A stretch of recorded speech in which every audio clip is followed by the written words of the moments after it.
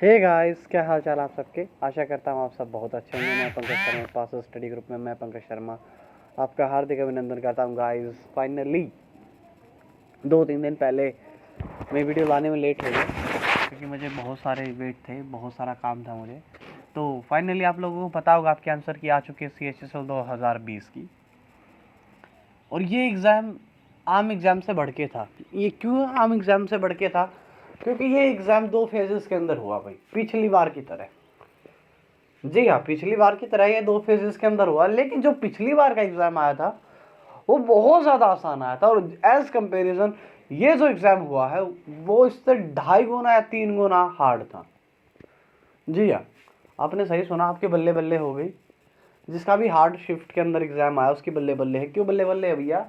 एक तो वो हार्ड शिफ्ट के अंदर है, अगर उसने थोड़ा बहुत भी स्कोर किया होगा तो उसको नॉर्मलाइजेशंस बचा लेगी, जैसे कि CGL 2019 में हुआ। आगे हम बात करेंगे, डिस्कस करेंगे उन सब बातों पे भी। तो आप लोगों की आंसर की जारी कर दी गई है। आप ऑब्जेक्शन फीस डाल सकते हो जो 100 रुपये है। उससे पहले हम देख लेते हैं कि एग्ज़ाम्स कब कब हुए, कंडक्ट हुए। देखिए, जो date of submissions of offline थी, जो अप्लाई की थी ऑनलाइन, जिस फॉर्म भरे गए थे वो भरे गए थे आपके 6/11/2020 से 15/12/2020 के बीच में। लास्ट डेट सबको पता है 15/12/2020 थी। चालान की डेट भी 19/12/2020 थी। और जो CBT टायर 1 हुआ ये 12 के अराउंड ही हुआ। लेकिन कोविड की वजह से इस एग्ज़ाम को डिले कर दिया गया। जी हाँ, एग्ज़ाम्स को डिले कर दिया गया। कारण क्या बताया गया था? क्योंकि उस टाइम पे सेकंड वेव आ गई थी। जो ये एग्ज़ाम 2-2.5 महीने क्या हो गया भैया, लेट हो गया। फिर चलते चलते ये एग्ज़ाम क्या हुआ, पोस्टपोन होता रहा, आगे आगे एग्ज़ाम चलते रहे। तब जाके ये एग्ज़ाम दोबारा कंडक्ट हुआ 13 अगस्त से लेके 24 सॉरी 13 हाँ 13/8 से लेके 24 सॉरी कह रहा हूँ, एक सेकंड रुकना, 4/8 से लेके 12/8 तक ये क्या हुआ, कंडक्ट हुआ। यानी कि 4 अगस्त से लेके 12 अगस्त तक इसको दोबारा कंडक्ट कराया गया। फिर इनको CG लेना था इसलिए, ठीक है। इसके ख़त्म होते ही जस्ट CG ले लिया गया। और जैसे ही ये एग्ज़ाम हुआ इसके 10 दिन के अंदर क्या कर दिया गया भैया, इसकी आंसर की जारी कर दी गई। जैसे ही आंसर की जारी हुई बच्चों में हड़दम मच गया।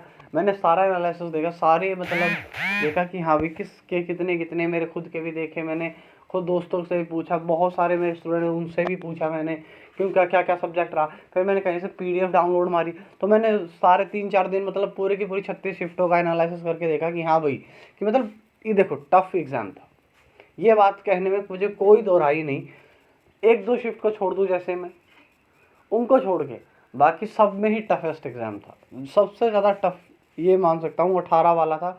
18 वाले के बाद ये 20 वाला है। एज़ कंपेरिजन में इसकी कट ऑफ है वो बहुत कम जाएगी। पहली बात, कितनी जाएगी उसके बारे में भी हम लोग डिस्कस करेंगे। उससे पहले हम क्या बात कर लेते हैं भैया, एक बार हम बात कर लेते हैं रॉन्ग क्वेश्चंस की। ये 11 शिफ्ट की 11 अगस्त की जो पहली शिफ्ट में एग्ज़ाम आया था, रीजनिंग का जो पोर्शन था उसमें ये गलत क्वेश्चन था। ठीक है, ये गलत क्वेश्चन था। आप इसके लिए मतलब आप कह सकते हो कि ये डाल सकते हो अप्लाई कि हाँ ये गलत था। और एक बच्चा डाल देगा तो भी उसके सबके ही नंबर बढ़ेंगे, ज़्यादा मत डालना, कोई भी एक डाल चुका होगा। क्योंकि मैं लेट वीडियो ला रहा हूँ तो बहुत ज़्यादा बच्चों ने इसके अप्लाई कर दिया होगा। ये भी एग्ज़ाम में क्वेश्चन गलत आया था। ये भी 15 अप्रैल की जो थर्ड शिफ्ट का है, ये जो क्या कहते हैं स्पेलिंग एरर था, सभी ठीक थी, कोई भी गलत नहीं थी। ये भी आप बेशक ऑब्जेक्शन डाल सकते हो, लेकिन एक ही बच्चा डालेगा उसमें सबका ठीक हो जाएगा, बाकी सब डाल दो, कोई दिक्कत नहीं है। उसको तो SSC को तो पैसे मिल रहे हैं उस बात के लिए, हैं उसके तो मज़े हैं इस बात को लेके, वो बल्ले बल्ले, वो टेंशन ही नहीं है। इस जानबूझ के रॉन्ग क्वेश्चन डालते ताकि बच्चे एलिगेशंस लगाए और उनका बेनिफिट हो। अगला सवाल, ये भी गलत सवाल आया था। ये देखिए कि ये आया था भाई हिडन फिगर्स के अंदर से। ये भी 16 अप्रैल की सेकंड शिफ्ट में गलत सवाल था। जी हाँ, ये गलत सवाल आया था, बिल्कुल ही गलत सवाल था ये। SSC ने से पता नहीं क्यों मतलब ये दे दिया। आगे देखिए, ये भी जो 6 अगस्त की सेकंड शिफ्ट के अंदर आया था ये भी बहुत ज़्यादा गलत था। ये गलत ही था सारा। आप इसके खिलाफ भी ऑब्जेक्शन डाल सकते हैं अगर आप डालने की इच्छा रखते हो तो। अब भैया नंबर ऑफ कैंडिडेट पर हम बात कर लेते हैं। देखिए 2019 के अंदर 41 लाख लोगों ने, पिछले साल का आंकड़ा है, 2019 के अंदर 41 लाख लोगों ने क्या भरा था, फॉर्म भरा था। यानी कि आप मान के चलो लगभग कितने लोगों ने, 42 लाख लोगों ने, और उसका 1/3 हिस्सा देने आए थे। इस बार अप्रोक्सीमेटली कोई डाटा तो इन लोगों ने जारी किया नहीं है, आरटीआई लगाने के बावजूद भी इन लोगों ने कुछ बताया नहीं कि कितने फॉर्म डाले गए, कितने ने पेपर दिया, लेकिन अंदाज़ा ये लगाया जा रहा है सबके द्वारा कि 36 लाख फॉर्म डाले होंगे। और ड्यू टू कोविड 12 लाख लोगों ने फॉर्म मतलब एग्ज़ाम दिया होगा। जी हाँ, आपने सही सुना, 12 लाख लोगों ने एग्ज़ाम दिया गया होगा। 12 लाख से भी ये कम डाटा निकल के आएगा। उसके भी आप पर ऊपर से भैया क्या कट ऑफ हाई नहीं जाएगी। क्यों? इसके रीज़न मैंने बता दिया आप लोगों को क्या है बिहाइंड द सीन। जो कट ऑफ कम लगने का रीज़न सिर्फ यही होगा क्योंकि जो ये एग्ज़ाम हुआ वो बहुत ज़्यादा टफ था, बहुत ज़्यादा टफ। उसके भी यहाँ पर मैं बता देता हूँ भैया, जितना मैंने सारी शिफ्टों को पढ़ा है, शिफ्टों को पढ़ के मैं ये बता रहा हूँ कि हाँ भाई इतना इतना देखो सबका जा सकता है, मिक्सअप करके। देखिए यूआर का कम से कम आप मान के चलो, अगर आपके 135 से 140 हैं तो भी आप सेफ हो। 135 वाला सेफ मान सकता है अपने आप को, जिसके 60 या 65 क्वेश्चन ठीक है, वो बिल्कुल सेफ है, बिल्कुल ही सेफ है। 65 या 68 वाला सेफ है। ऐसे ही भैया EWS वाला 130 वाला, जिसके 130 क्वेश्चन मतलब 65 क्वेश्चन भी ठीक है, वो सेफ मान सकता है अपने आप को।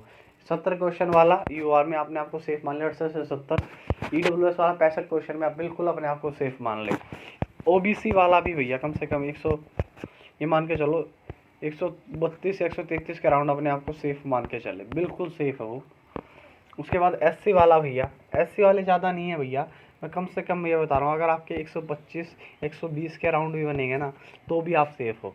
ST वाले भी सेम इट इज़ भैया, ST वाले सेम इट इज़। अगर आपके 112 से 115 भी बन रहे हैं, मतलब 112 से 115 डबल मान के काट पीट के, तो भी आप सेफ हो। एक्स सर्विस मैन मेरे भाई जितने भी हैं, ESM है, वो अपने आप को कम से कम भैया 90 प्लस सेफ मान के चलो। जी हाँ, 90 प्लस है तो भी आप सेफ हो, कोई दिक्कत नहीं होगी। VH वाले भी कम से कम आप 110 के अराउंड आप मान के चलो, क्योंकि VH वाले का इतना स्कोर हर बार नहीं जाता है। और HS वाले तो बिल्कुल ही आप अपने आप का श्योर मान के चल सकते हो 95 प्लस में। बस टायर 1 की कट ऑफ इतनी ही रहेगी, चाहे आप मन को तसल्ली कितनी दे लो, चाहे कितने नेगेटिव कमेंट करो, लेकिन कट ऑफ इतनी ही रहेगी टायर 1 की। आप भी यही हैं, मैं भी यही हूँ, कोई कहीं नहीं गया है। तो गाइज़ चैनल को सब्सक्राइब कर दें, शेयर कर दें, प्रेस द बेल आइकन। और हाँ एक बात और, एक ही बच्चा डाले भाई इन सब के लिए एलिगेशन, कोई ज़्यादा ना डाले। दूसरी बात, जल्द ही आप लोगों का रिज़ल्ट है वो जारी कर दिया जाएगा। और रिज़ल्ट जारी कब होगा? वो रिज़ल्ट आपका जारी होगा सितंबर के पहले वीक में। जी हाँ, सितंबर के फर्स्ट वीक में आपका क्या होगा भैया, रिज़ल्ट जारी कर दिया जाएगा। और मान के चलो नवंबर के अराउंड आपका क्या हो जाएगा, टायर 2 हो जाएगा। और टायर 2 की तैयारी के लिए भैया ज़बरदस्त तरीके से आप जोर लगा दो।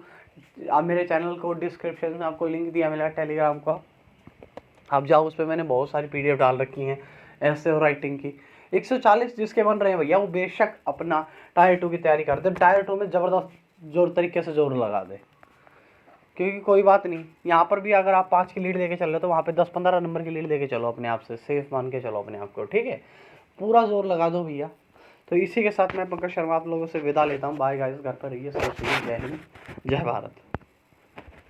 और हाँ गाइस, चैनल को सब्सक्राइब कर दें, शेयर कर दें, अपने दोस्तों में बताएं। Bye guys.